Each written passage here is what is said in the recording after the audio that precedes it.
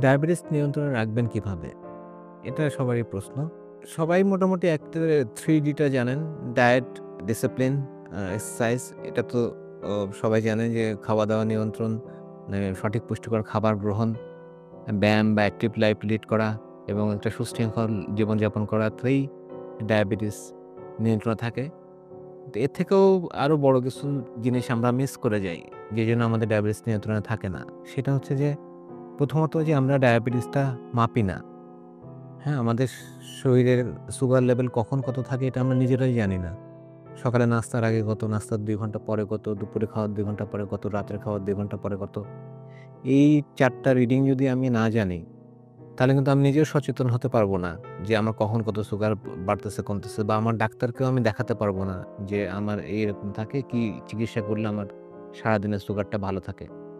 বেশিরভাগই অনেকদিন পর শুধু সকালে একবার মাপে। কিন্তু সকালে একবার মাপা তো আর দিনে ২৪ ঘন্টাকে কভার করে না। এজন্য কিন্তু উনাদের চিকিৎসাটাও সঠিক হয় না।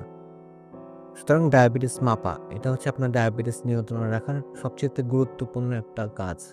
২ নাম্বারটা হচ্ছে যে নিয়মিত ডাক্তার দেখানো। অনেকেই অপেক্ষা করেন যে কখন আবার পরবর্তীতে অসুস্থ হবেন তখন ডাক্তার দেখাবেন। যদিও ডাক্তার হয়তো আপনাকে লিখে দিছে ১ মাস পরে আসেন বা ২ মাস পরে আসেন। কিন্তু আপনি তখন আসেন না। আপনি অপেক্ষা করেন যে না আমার আরেকটা সমস্যা হবে বা আমি অনেক অসুস্থ হব তখন ডাক্তারের কাছে যাব। তো অনেক অসুস্থ অবস্থায় যখন আপনি ডাক্তারের কাছে যাচ্ছেন, সে সময় অনেক কিছু হয়তোবা আ ছন্দ-পতন ঘটে গেছে আপনার শরীরের ভিতরে। কারণ ডায়াবেটিসের চিকিৎসাটা কিন্তু সবসময় অ্যাডজাস্ট করতে হয়। এখন আমি আপনার সুগার যদি ২০ পেয়ে একটা চিকিৎসা দিই, সেই চিকিৎসাতে যখন আপনার সুগার ১০ এ চলে আসবে, তখন অবশ্যই চিকিৎসাটা আমাকে পরিবর্তন করতে হবে বা আ চেঞ্জ করতে হবে। কিন্তু আপনি যদি সেই সুযোগটা না দেন, আপনি যদি না আসেন সেটা তো আমার পক্ষে করা সম্ভব না। বা অনেক সময় দেখা যাচ্ছে যে একটা ওষুধ দিচ্ছে, পরবর্তীতে আপনার কোনো একটা সমস্যার কারণে ওই ওষুধটা চেঞ্জ করে আমাকে অন্য একটা ওষুধ দিতে হবে। সেটা তো যদি আপনি না আসেন এটা আমার পক্ষে সম্ভব না। তারপর আপনি যখন ইনফেক্টেড হচ্ছেন, অসুস্থ হচ্ছেন বা অন্য কোনো কারণে নিউরোপ্যাথি নিয়ে আসতেছেন, সেই সময়ে অ্যা দেখা যাচ্ছে যে ওই সময়ে আপনার এক্সট্রা অনেক ফ্যাক্টরের উপরে আপনার সুগার লেভেল বেশি আসছে বা কম আসছে। হ্যাঁ? সেগুলো হিসাব-নিকাশ করে আবার আপনাকে নতুন করে ট্রিটমেন্ট করা হয় বা আপনি আবার একটু সুস্থ হলেন। আবার কিন্তু একটা লং গ্যাপ আপনি দেন। এটা করবেন না। ৩ নাম্বার হচ্ছে যে আমরা চাই না যে যেহেতু ডায়াবেটিস সারা জীবনের রোগ, আপনারা এইটা কখনো বিশ্বাস করবেন না যে অমুক জিনিস খেলে বা তমুক কাজ করলে আপনার ডায়াবেটিস সেরে যাবে। এটা হচ্ছে আপনার সবচাইতে বড় ভুল এবং প্রতারণার ফাঁদে এইজন্যই সব মানুষ পা দেয়। অনেক ব্যবসায়ীরা ব্যবসা খুলে বসছে যে এটা খেলে ডায়াবেটিস ভালো হয়ে যাবে, এটা করলে ডায়াবেটিস ভালো হয়ে যাবে। ডায়াবেটিস ভালো হবে না। এমন হতে পারে হ্যাঁ, আপনার ডায়াবেটিসটা নিয়ন্ত্রণে থাকবে। এমনকি এমন নিয়ন্ত্রণে থাকবে যে আপনার ওষুধ লাগবে না। এরকমও আসতে পারে সময়। হ্যাঁ? কিন্তু আপনি ডায়াবেটিস মুক্ত হবেন না। এক্সেপ্ট প্রেগন্যান্সি ডায়াবেটিস ওটা ঠিক হয়ে যায় বা ভালো হয়ে যায়। যদিও পরবর্তীতে আবার হওয়ার ঝুঁকি থাকে। তো সুতরাং আপনার নিয়মিত সুগার মাপা, নিয়মিত ডাক্তার দেখানো আর কুসংস্কারে বিশ্বাস না করা। এই ৩ টা আপনার ডায়াবেটিস নিয়ন্ত্রণের জন্য খুব ভালো ভূমিকা রাখবে। আর আরেকটা ব্যাপার হচ্ছে যে আমরা কোনো কিছুতে তাড়াহুড়ায় বিশ্বাসী না।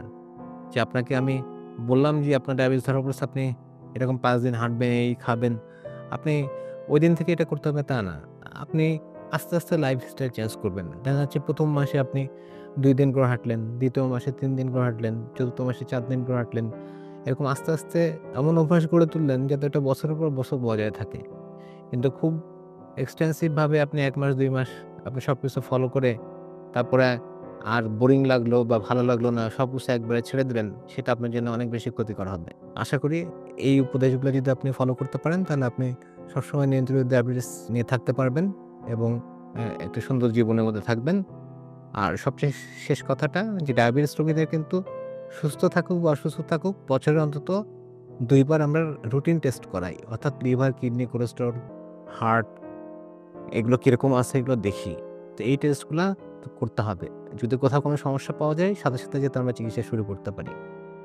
তো এগুলো আপনারা নিজের উদ্যোগেই প্রিপারেশন নিবেন যাতে আপনারা বছরে অন্তত 2 বার এই টেস্টগুলো করতে পারেন।